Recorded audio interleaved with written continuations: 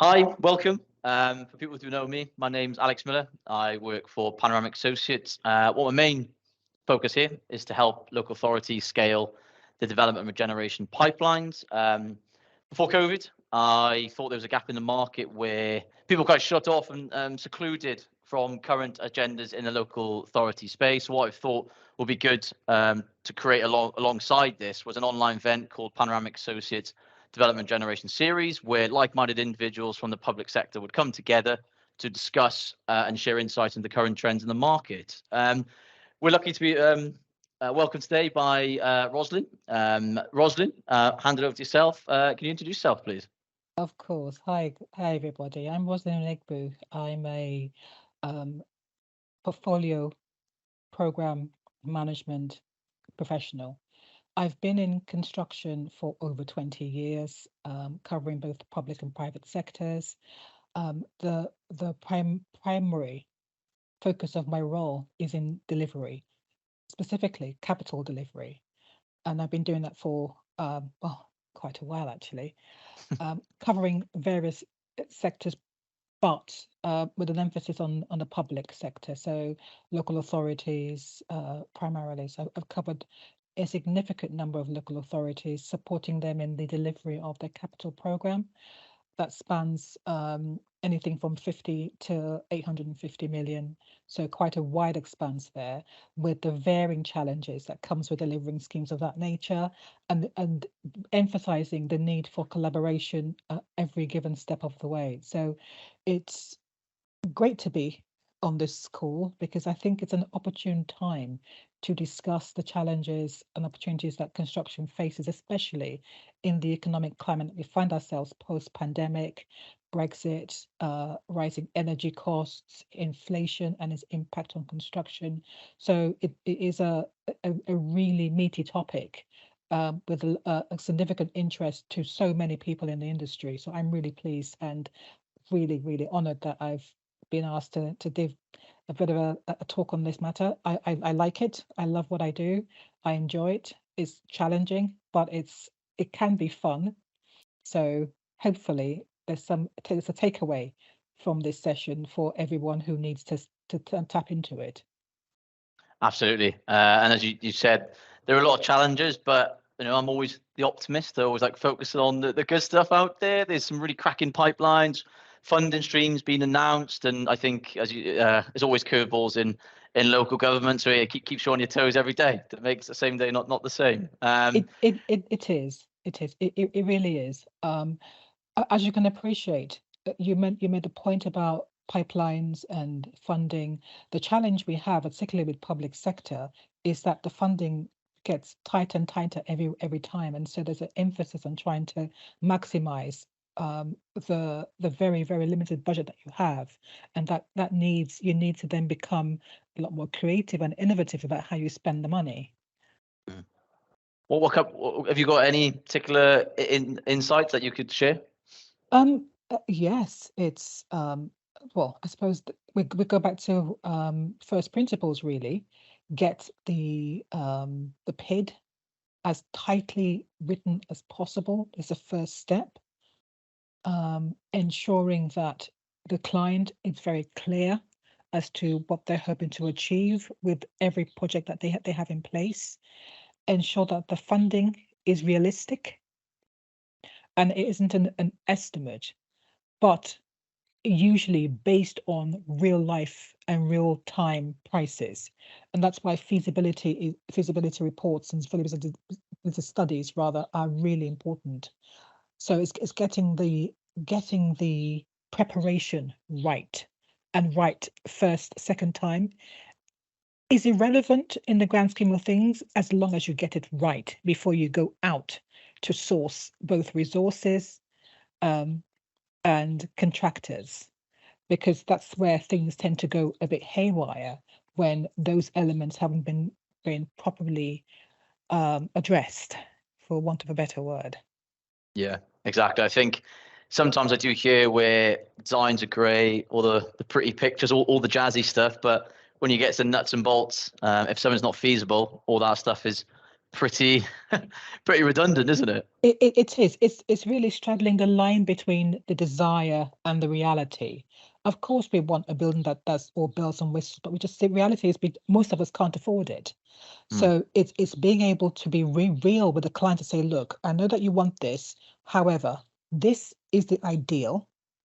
What is for you a non-negotiable item that you need to enable this building to function efficiently? Once the client is able to identify what those are, then those are the priority items which do need to be factored into the requirements for the building. And then it's really about being pragmatic about the time frame to deliver it and about what can be delivered. So for me, project management, we have the cost and time and quality triangle which we work to, and that's the baseline information that we need to enable a project be handled effectively and delivered successfully. But it's a bit more than that. Whilst the basis and the success of any project is that it be delivered to the agreed time frame within the agreed cost envelope and to the quality that is expected, there are also other things that align with that, and that is ensuring that you have the stakeholders on board, that you have the right information, that all the other elements to do with pre and post construction are equally given the same amount of time and focus as you do to the actual work being delivered.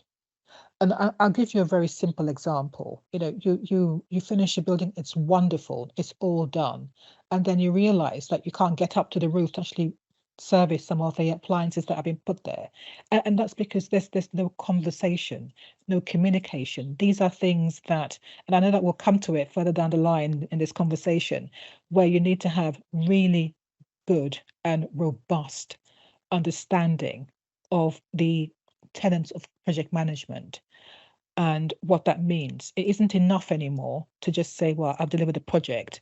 The litmus test is this project able to function effectively based on the deliverability of it? So, I mentioned earlier about creativity and innovation. It's fundamental now that we get it right, because what we don't want to do is spend so much money and then we come back 6 months later and half of it's falling apart, which, to be honest, is the reality for a lot of clients. And they find themselves in this position, which is even worse in this economic climate, that they are in a space where they're having to go back and revisit work that's already been done and paid for at prices for prices 4 or 5 years ago. And now you have to fix it at today's prices, which is over 30% higher. And I think you alluded to, was it capacity versus capability, which I think it's a great analogy. And there's some, for me, I know it's easier for me to sit on this. So I'm not in the inner works in the local authority space, but it seems bonkers to me where we go down the line where we could have just done a slight quality check here or there, where could have saved us not just money but also years of time to make sure and move on to other things. We've spoken about the elements that are affecting the cost of materials at the moment, as everyone in the industry is well aware. And most people follow the BCIS index, which has a very tight grip on what's happening on the market at the moment. Now, when all of this kicked off in 2020, there was an expectation that prices will go up marginally in line with inflation, but now inflation is way well above where we used to be. In the third quarter for 2022, there's an expectation that costs would be at least 15% higher than the year previous. Now, with the rising energy costs, with the fact that we have to think about where we actually import steel from, as an example, those costs are rising significantly. And post-Brexit, the resourcing and labour isn't as easily accessible as it used to be. So that adds, again, another burden onto the already belaboured and bloated costs to deliver. So there are a lot. I sympathize both from a client perspective and from the contractor consultant perspective, because it isn't ideal, but they have no choice but to increase those costs in line with what inflation is saying. And along with that, we're trying to tackle the green agenda. So well, quite inflation costs going up, but also we're trying to make, there's the top quality passive house, there's retrofitting, but making houses sustainable. So sharper margins, more money invested. That's not a winning scale. It is a difficult balance to strike, Alex, because if you just pick one thing. Now, with regards to energy in buildings, there is a drive to look at things like ground source heat pump, air source heat pump, because they are significantly more energy efficient. They aren't cheap. Those units are very expensive, and to make it even worse, they've now become very hard to get. So it is a double-edged sword, where the planners who support the green agenda are very much focused on ensuring that buildings meet this criteria of being very green and ensuring very high energy usage, and renewables are employed within the property, in the buildings. You then get alongside that the element of the cost to go with it. So I always say this to every time I talk to clients and about schemes, that a green agenda is wonderful until you start looking at the bottom line. And then you start thinking, okay, this is wonderful in principle and it's wonderful in theory. The practicalities of it is, how do we weigh that against the actual cost to deliver this scheme? Because if you haven't got the money, you might need to go back and going back to good old boilers. Yeah.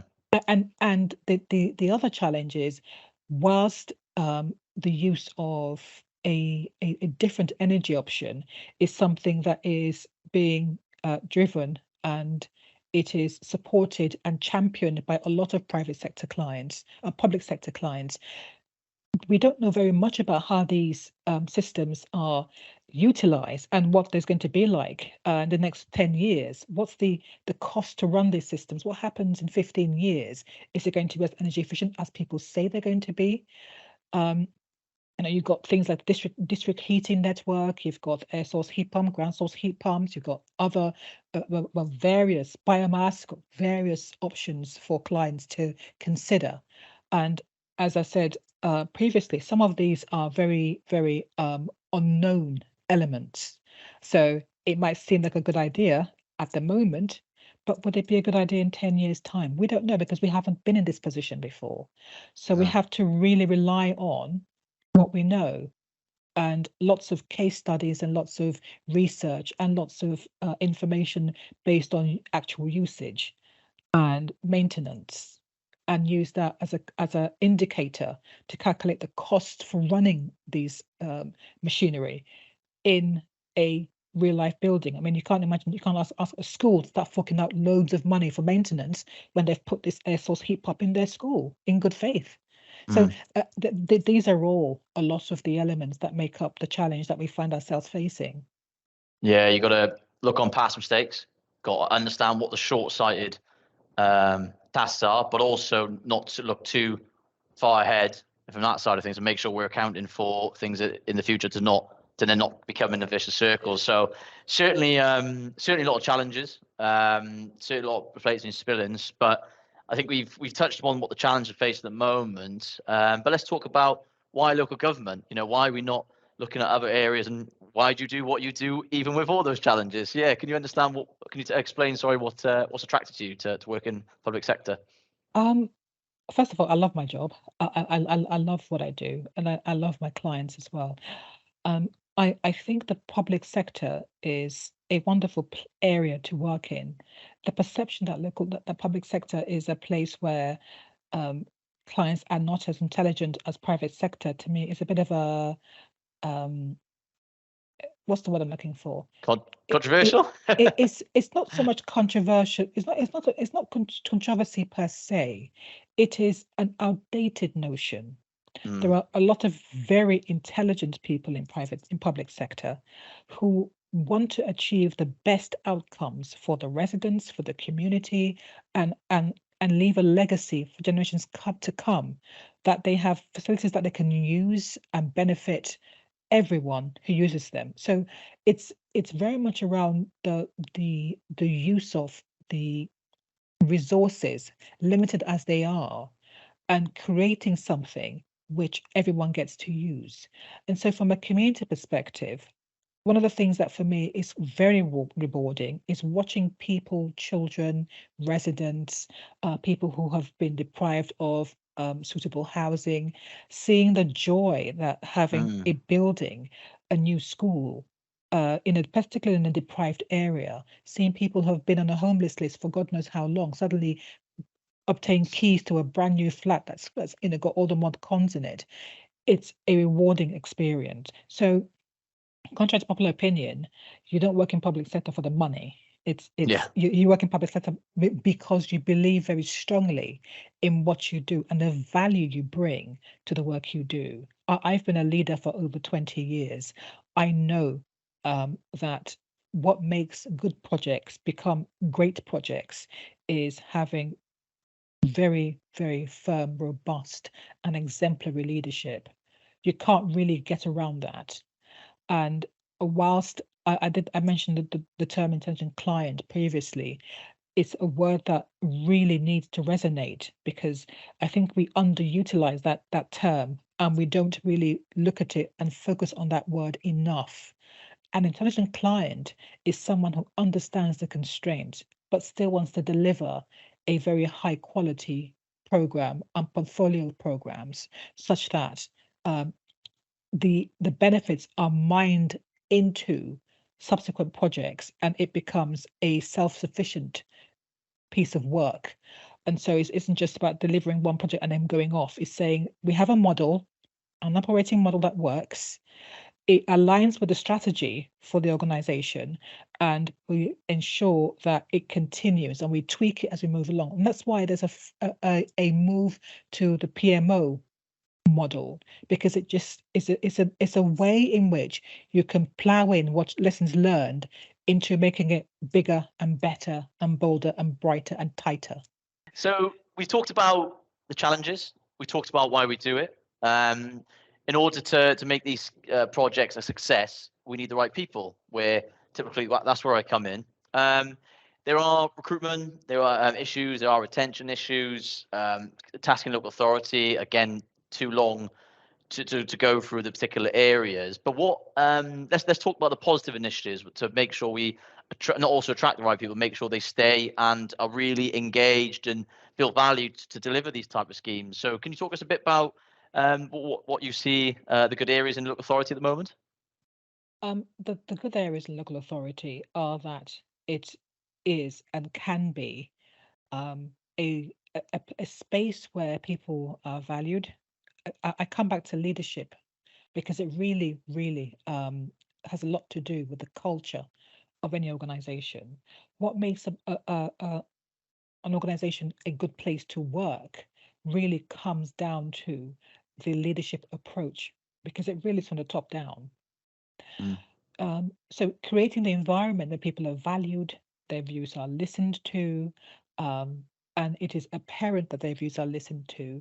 It is apparent that the voice of the people within an organization is very clearly vocal. It's loud in a positive way. There is opportunity for dialogue, and so it is a lot about communication, having the policies that support that, making sure that people feel valued, heard, they understand the diversity,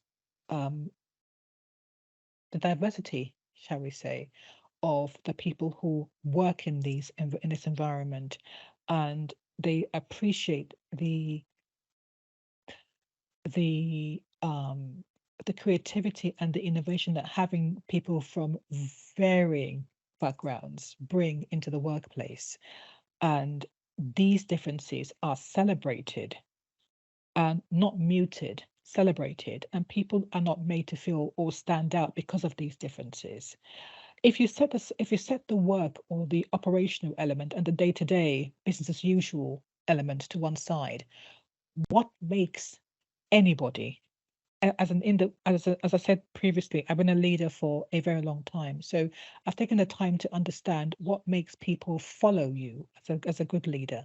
And a good leader is able to listen to the team, appreciate their strengths, and leave them to do what they're very good at, and not micromanage them, not try to take over from those very capable and committed people. Is saying, I know this is your strength, have at it.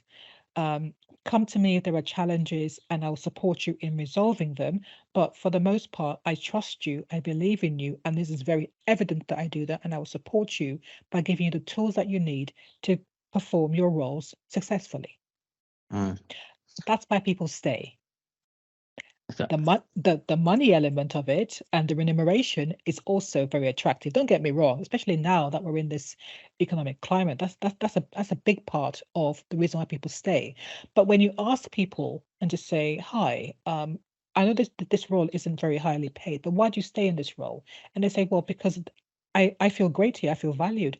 And if you think about it, the things that people found important in a role 10, 15 years ago is very different from what people find important today. For instance, I recall very vividly, I advertised for a role, and this person said to me, "Hi, this role is really interesting to me, but I would like to ask, is it hybrid working?" I said, "Well, there's an expectation that you come into the office at least 2, 3 times a week." And she said, "No, sorry." And they went off. So people are more selective about the roles that they pick now because they have the option of choice. Following the pandemic, people now realize that, contrary to popular opinion, you can perform your role working remotely. And so there's a greater demand for roles that provide that option, as opposed to saying, actually, we want you in the office 5 days a week. I struggle and I challenge that perception that people are as effective 5 days a week in the office as they will be with a hybrid option, working at home as well as the office. So it is a very different landscape now. And the elements of recruitment and retention need to be explored very, very deeply.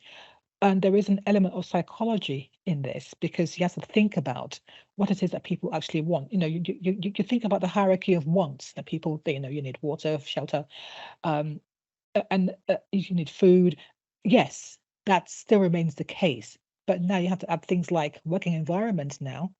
How am I made to feel in a working environment? Am I being appreciated? Are my views welcome? Because I look different from the next person, is that something that counts against me, or is it something that's being appreciated? So there were so many facets and elements now to recruitment and retention that people need to pay a lot of attention to that, as opposed to saying, well, give them money and then they'll stay. That's an outdated notion, because that doesn't work. Obviously doesn't work, because we're finding it very difficult to attract the right people to public sector, and that's still the case today. Yeah, and this you hit the nail on the head of it. It's not a blanket approach. Everyone has unique traits. Everyone has different qualities, preferences. I think with the pandemic, people have seen the other side, and when people work remotely, targets can hit, pipelines as well, and then now reverting back to trying to do 5 days a week, where the proof is in the pudding with results. It doesn't make sense to some people. Of course, now we're able to. There's got to be a happy medium involved. But yeah, as I said, it's not all about money these days, where I think, let's be honest, if people were solely driven by money, they'd go to the private sector, because they pay more. So you've got to have different areas. And even in the private sector, that there's usually just to follow on your question, Alex, about why the public sector. There's always this perception that public sectors pay a lot more attention to the softer elements of retention. Things like policies that support diversity and inclusion, having policies that ensure that their rights are not trampled on, ensuring that there is an emphasis on all the policies that ensure employment is a pleasant experience and not just a transactional one. But you get that in the private sector, which can be a lot significantly transactional, as opposed to it being transformational, where you have more about the other elements that people find valuable to them, as opposed to just the money. The perception that if I pay you very well, then I can treat you in any form that I like is something, well, apart from the element of tribunal, which will cost you a heck of a lot more money, there's also the fact that you're not getting the best out of your employees when you think that the only thing you need to do is just pay them well, and then you can treat them any way you like. It's a simplistic way of explaining what I mean, but I think in essence it is that, and I come back to what I said earlier, there has to be greater thought given to what it is that people really want and expect from a workplace than just assuming that if we pay them a good daily rate, they'll come. That's been offered, people still don't come. No. So it means that organizations have got to be a lot more reflective and self-assessing. And that's the challenge that we find. A lot of organizations lack the ability to be self-assessing and to take a very strong and hard look at themselves as an employer and say, where are we going wrong here? You can do all the surveys you like, but if you don't address what people are saying, then you're losing them. People are leaving. And that's where we have to begin to focus our attention, is working with people like yourself to say, look, we know that we got it wrong here, so we're looking for people who can do this, this, and this. In turn, we offer them this and this and this, because you find now more than ever, people ask the question, okay, so yes, daily rate, I've got that. So, what else are they offering? And I think it's past that. Sometimes they're like, well, like that should be it. Well, it's like, no, they've got other stuff. It's a two-way process. Absolutely. And you can't, as you said, well, I like the way you said earlier, but people follow you. Like, if you want people to follow you, they need to be not talked at, they need to be heard. So understanding, digging deeper, and really making people feel valued will go a long way. You'll just be very self-sufficient team. It does. People are motivated by so many different things, and once you understand what motivates people, then you are able to lead them more effectively. And that understanding means that nobody, I think you used this word earlier, there is no one approach to dealing with anything and anybody. There are combinations of approaches.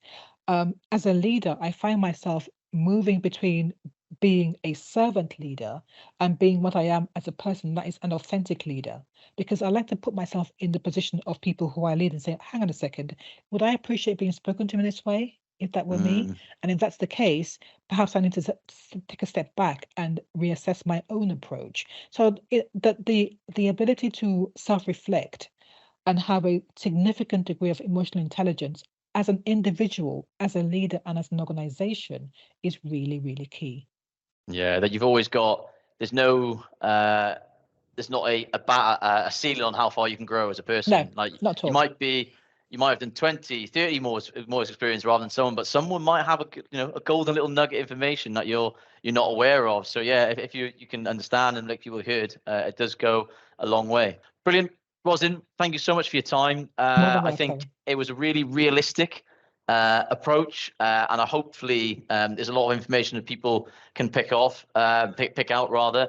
So what I'd like to ask for yourself is a particular topic, because what I'd like to do is make this a monthly occasion. So from what topic would you like to talk about next, or when I get put someone on? I think that, and this could probably be a panel, which would even be even better, is let's talk about how we make cost savings in the public sector now, especially in the construction arena, and people's experiences of cost saving. The second thing is come back to the recruitment and retention issue. It's a big issue, Alex, and we can't just step away from it. I suppose the question I have to ask you now as a recruiter is it an employee's market? Is it an employer's market? What's the landscape of the market at the moment? I think it's shifted because, as we touched upon, from COVID, people don't have to be local. They don't have to commute, so they can live outside of London, but then be on a higher salary, higher daily rate because they have to work from home. So you've got to, if you're trying to look and find a job, you need to, I think, set out exactly what you're looking for. Be very honest, because you don't want to just go for the first role. You want to go for the right role, to make sure that everyone's on the same foot, and essentially you do what you set out to do and to deliver the project. So I think it's be very upfront from that side of things, but also not, being the client has got to be a two-way process where they've got to understand that I've got a high rate, or we've got some really cool schemes going on, but also what else can we offer? Like what EVP are we offering? What's the internal politics? What's the culture like? What do we do? It's some socials. Is it one-to-ones? Is it a Friday? Everyone goes grab some lunch. Some really little, because even though, especially contracting, you're deemed as a limited time resource, you still want to enjoy, and you still want to go to work and get on with the people that you like. I think with terms of the market and the trends at the moment, there's challenges which we discussed about. There's a lot of cool stuff, looking to build, not just in London, but outer. So I think let's, being half glass kind of full kind of guy, let's kind of focus on those areas, what we can do, but also be realistic, which I think you've touched upon quite well. And I think, affordable housing, we always need to tackle that agenda, incorporate with the net zero carbon, and a lot of like leveling up, shared prosperity have been allocated for town centre improvements, which we both can agree there's a lot across the country that could do with a lick of paint, shall we say. So I think it's a great time to work in local authority. It's come leaps and bounds, especially my time recruiting to it for the last 6 years, a bit more commercially minded, a lot more focus on the areas of just outside the daily rate. But like with everything, the marginal gains we can all improve. So yeah, that's my that's what I'd advise. It is a good one, because you mentioned something, and it really is about the commercial mindset of local authorities now.